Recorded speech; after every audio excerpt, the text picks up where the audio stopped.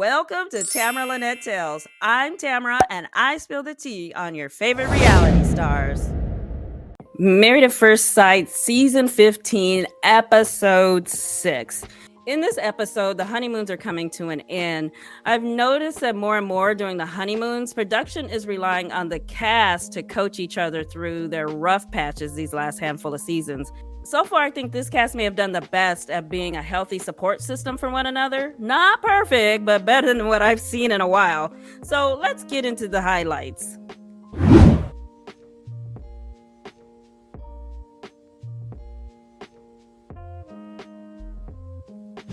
Krysten tells the ladies how impressed she is with them, and before I jump into my stories and potentially shift the mood, I want to hear some of your stories. Whereas Nate says, we're going to spill some tea. It's time to spill some tea. We're going to find out who first. Justin said, there's nothing to spill, bruh. We've been kissing and touching a lot. We walk around naked in front of each other, but she respects my celibacy. He said she's willing to wait until he feels comfortable, and Miguel was like, you said you love her, right? Like, what more do you need? I hear what you're saying, Miguel, but since you were practically trying to have sex while y'all were cutting the cake at your wedding reception, you've lost all credibility when it comes to talking about when a couple should have sex, sir. So to the confessional cam, Nate says that he thinks Justin is remaining celibate because he doesn't want to get whipped. So Justin is carrying on about how sensitive he is and how well Alexis is at embracing it and how good it makes him feel to have a woman who accepts him for being so sensitive. Then we hear Alexis say, it's hard. Being with a sensitive man is hard. I believe that Alexis genuinely likes him, but I wonder if he's going to eventually get on her nerves. Like, girl, you know I can't tell my man I forgot to pick up his honey bunches of oats. He'll be crying all night. I'm just going to have to sneak out and get him tomorrow. Now, Morgan told the girls that they were having a lot of touching and it got pretty heated, but she stopped it because they were running out of time. And Ben was like, we have 10 minutes. And she was like, we're going to need more than that. 10 minutes is not good. Ben, come on now. In this situation, your first time having sex with your wife shouldn't be a quickie. When it was Lindy's turn, she said, we are doing what married couples do on their honeymoon. Yep, that's right. Lindy was doing squats in the cucumber patch. She said it was so natural and no pressure. No pressure. I don't believe that for 1 second. In the last episode, he even described her wanting to wait to have sex as friction in their marriage. It's friction because he kept pressuring. In the meantime, Miguel described to the guys that they made love and it was more passionate than he thought it would be. To the confessional cam, he said he felt one with the universe, empowered by divine being. It was so very special. Score one for Lindy for rocking this man's universe. Hell, I'm not even gonna lie. I low-key want to know what it feels like to be empowered by a divine being. Does it tickle? Nate said they are not having sex because he's trying to respect his wife, and he said that sometimes having sex early can make things complicated. Then here comes Miguel, always on the defense when it comes to sex. Why does it make things complicated? See, that's what I don't understand. So Nate rambles off this word salad. My opinion on that is when men or any couples get together, like when they are lacking information about each other, you see, and they are lacking on having the same goals and like still having the circumference of the hemoglobin molecular phallus station. Nate, just say you had sex after your shower scene, but you were sworn to secrecy already. To the confessional cam, Miguel said, I'm not buying it. I think Nate is having sex and is just not talking about it, as they play the scene from the bachelor party where he's playing with the stripper. Then it was Krysten's turn, but before she launched into her story, she said, in order for this to work, we have to be on Team Mitch. Meaning, even though she's going to tell them horrible stories about him, she wants them to still root for them to work out. So she explained about their dinner where he told her he wasn't attracted to her. Then later we were drinking by the pool and we went back to our room and Mitch pounced on me like a tiger, like pounced. Mitch told Krysten that the way she handled their tough conversations was attractive. She said, "I'm going to flip the script on you. I make the rules now, and it's not going to happen like this. I'm the captain now." Krysten, you may feel like you have some false sense of control over the ship, but you're just controlling when the sex is going to happen. According to his family, he's a jerk, so there's still that part.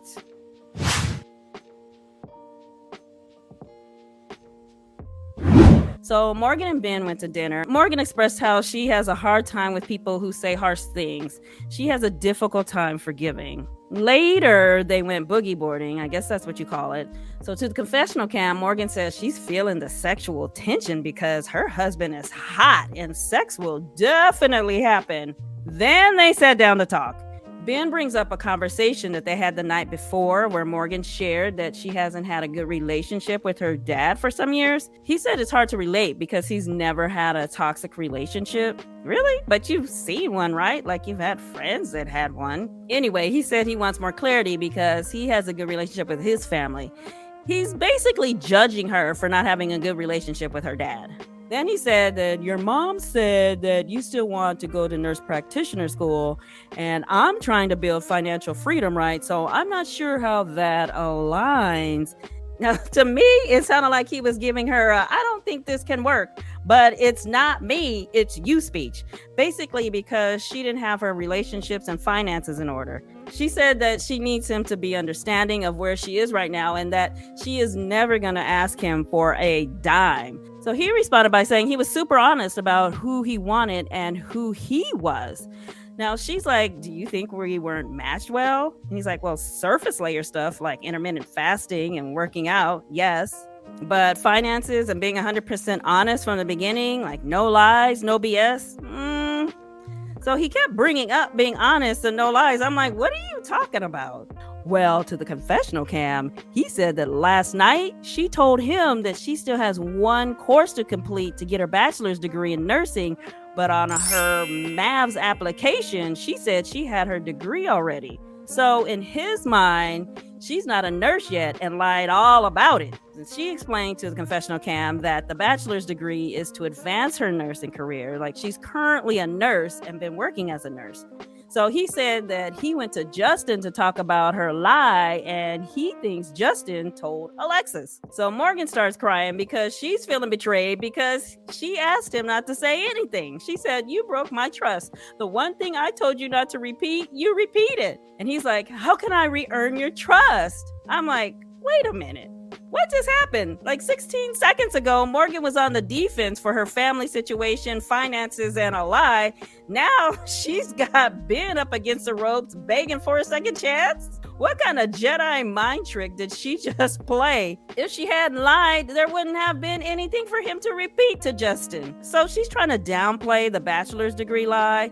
If it's not a big deal to have a degree or not have one, then why lie and say you have one?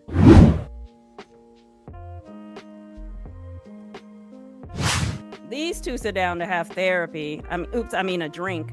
Now, Krysten basically said that Mitch told her that it's been a long time since he's been in a relationship. He's showing progress by talking about the future with her, but she still feels like she's walking on eggshells around him. Girl, those better be organic eggs or he's gonna get you. Now, overall, Alexis gave some good advice. She said, being that he hasn't been in a relationship for a long time, you gotta count the small wins with him.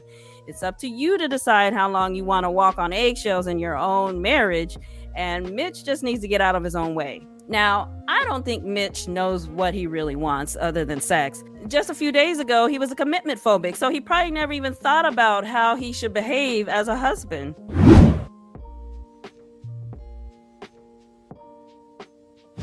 Now, the men hang out to play basketball, and the ladies sat down for a chat. Justin and Ben sat down to talk about how Morgan is mad that Ben told Justin about her bachelor's degree, or lack thereof. Now, Ben's basically saying that he wants to earn her trust back, but in order to do that, she needs to give him something to trust him with to let him prove himself.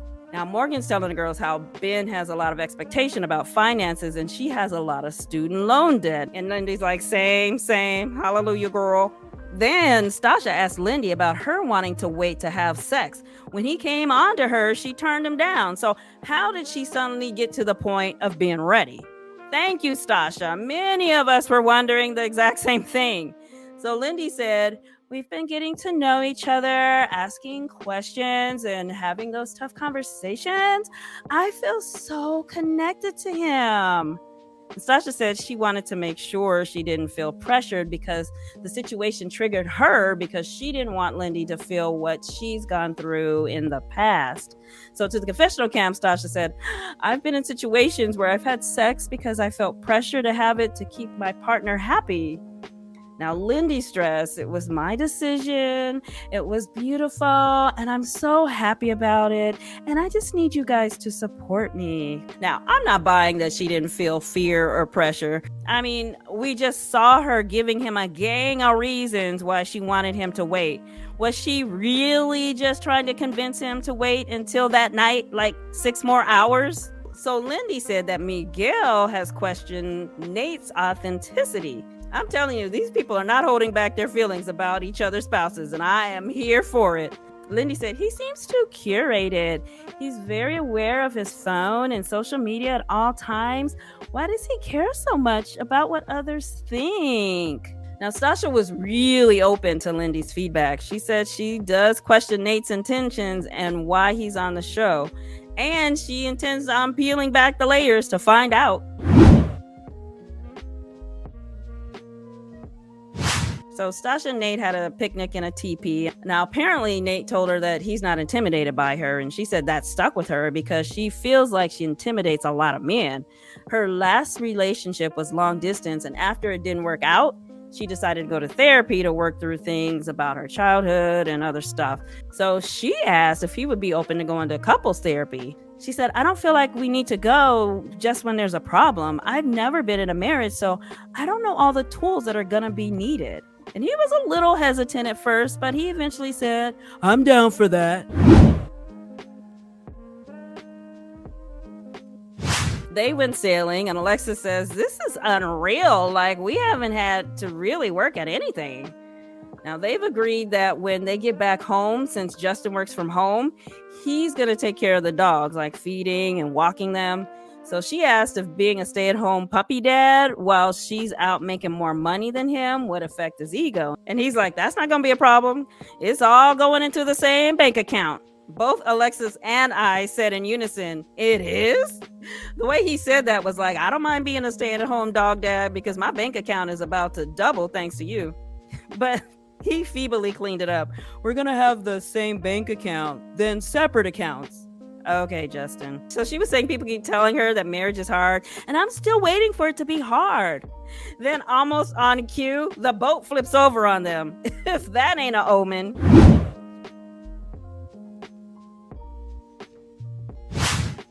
They went kayaking. Afterwards, they talk about what it will take to fall in love. Now, Lindy's concerned about Miguel needing to see different sides of her personality first, which makes sense. But she's like, it's so much pressure on me. He's telling her to be herself because she wants someone to love her for who she is. And she's like, the same with you. I want to accept you with all your quirk. Like, oh, that's Miguel. He's just being a pervert. But that's the first example that just came to your mind? That was so telling to me. He explains that he doesn't know where he is with everything yet, but from the beginning, he told himself that he would give it his all for 8 weeks, then decide. She's like, it's just a 2-month experiment for you because I can't let my guard down if that's all it is for you. He said, I want this to work and I'm going to do the best I can, but I don't know the person I married, so we shall see. Okay, first of all, the point of the show is that you only have 8 weeks to decide whether or not you want to stay married. I guess she wants them to say yes no matter what, so they have more time? And this entire conversation contradicts what she told the girls. Remember, she said she feels so connected. They've had the conversations they need to have, and she feels no pressure. Yet, throughout the conversation, she's feeling uncomfortable and pressure to convince him that she's the person he's looking for in only 8 weeks. To me, she sounds like someone who had sex as an attempt to convince her husband she's who he wants.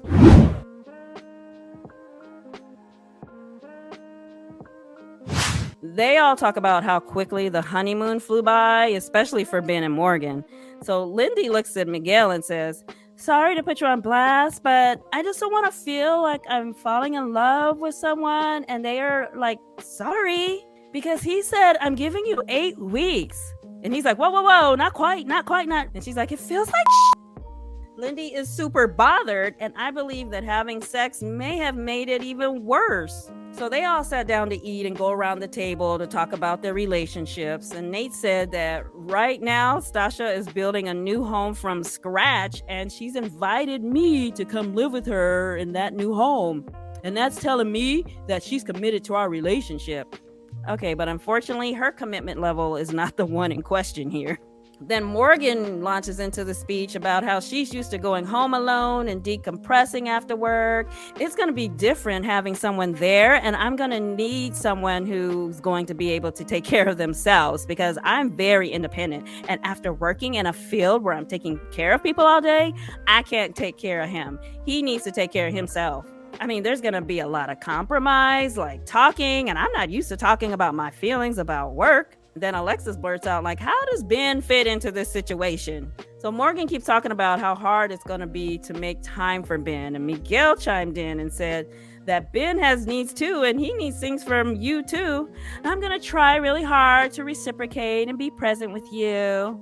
And so finally Ben said, "I don't know where I fit into all this because you also have Muay Thai and the gym. I'm like, I don't know what you need from me. I just need you to communicate. No, girl, you need a cat. It doesn't make sense that you would go out of your way to get married only to turn around and basically say, I'm not here for you. I don't have your back. It's okay to need some time to decompress after you get off work, but then double down by saying, I told the experts that I need someone who can take care of themselves." Yeah, and he told the experts that he wanted someone who didn't lie, was tight with their family, and financially stable too. So there's that. Now, in the meantime, the little peanut gallery of Alexis and Justin were just a whispering. Why does she need Ben? He looks concerned. Does she want a roommate or a husband? A roommate? She looks irritated. Okay, 90 Day Fiance Pillow Talk, they can hear you.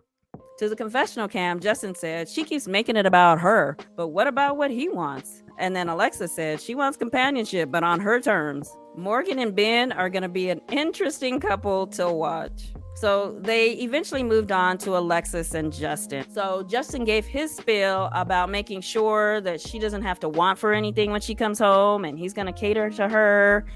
And Miguel is like, what are you going to do for him? Support system. And I'm going to protect this man at all costs, intellectually, spiritually. And I'm breathing so much life into this man, and I cater to my man. And Stasia's like, I'm loving all of this. You are bringing out the strength in him, and he's bringing out the soft side of you that I've never seen. Look how in love you are. And Alexis is like, I do love this man. And Justin's like, what did you say? Nothing. And Miguel is like blown away because he's like, I don't know if I have it in me. I'm like, I knew I have an 8-week out and I needed it. Then all of a sudden, Miss Lindy, who said that him only giving her 8 weeks felt like flipped into Mrs. Understanding. I feel the same way. I'm all in, but I don't know who that person is. Alexis was like, just earlier you were saying that bothers you. I want this to be the long haul, but I want to meet you where you're at, and not knowing it's painful, but I understand it. To the confessional cam, Justin said she's doing everything she can to please Miguel and ignoring what she wants. That's exactly what it looks like. So Stacia comes for Miguel. So were you in the mindset of wanting to get married? I don't even know your whole story. But now listening to you, I'm like, what the F? Like, how long have you been single? How long have you been thinking about marriage? I was like, yes, girl, get him. I want to know too, Stacia. Spill it, Miguel. Just then the mariachi showed up and started making all this noise. Like, damn it. And so Lindy whispers in his ear, don't worry, I understand you, and we're the ones taking it slow and on our timing, and I got you, we're good. Lindy, girl, I can't keep up with you and your feelings. Your feelings change like a TikTok feed. Dancing, lip syncing, dog tricks, and crying all within 3 minutes. So after dinner, all the couples settle into bed, and Stacia and Nate talk about Nate's intentions. Now, she's concerned that he's not willing to go deep and really get to know her and really be serious. Me moving into your brand new house is me not being serious? No, that's you getting a come up. He says, these conversations bring us closer, and I'm falling in love with you, and it's real. Now, to the confessional cam, Stacia starts crying. I definitely deserve love, and so does he, but I don't know if he knows what he wants and knows what he has in front of him. I come with a lot, and I don't know if he knows the depth of that. So basically, it sounds like she's saying that Nate isn't asking her deep questions, so he can't really get to know her. Like, his deepest question so far is, did you remember to tag me in that photo on Instagram? So Lindy's talking about the other couples. They're ridiculous. I mean, we understand each other, and as long as we keep supporting each other, that's all we can do. The reason they got ridiculous is because you said that Miguel is only in this for 8 weeks, and it feels like shit. So Krysten describes their honeymoon as being up and down, but she still feels being better married than single. Girl, what kind of tortured life were you living as a single woman? Mitch said, I know that I'm a lot and I've thrown some intense mixed signals at you at the same day. Don't put so much pressure on me that you shut me down, but don't just give me a free pass either. Or how about you do the work you should have done before you got married to make yourself a mentally healthier husband? Now, the next morning, they talked about what a good night they had. Now, apparently, they got hot and heavy again, but Krysten stopped it, Miss Captain of the ship. At this point, teasing him by not having sex is like payback for what he put her through. Do I turn you on, baby? Yes. Do you want me? Yes. Too bad. Go to sleep. We're done here. So Justin is getting all emotional over Morgan and Ben. He feels like Morgan is being fake and he feels bad for Ben.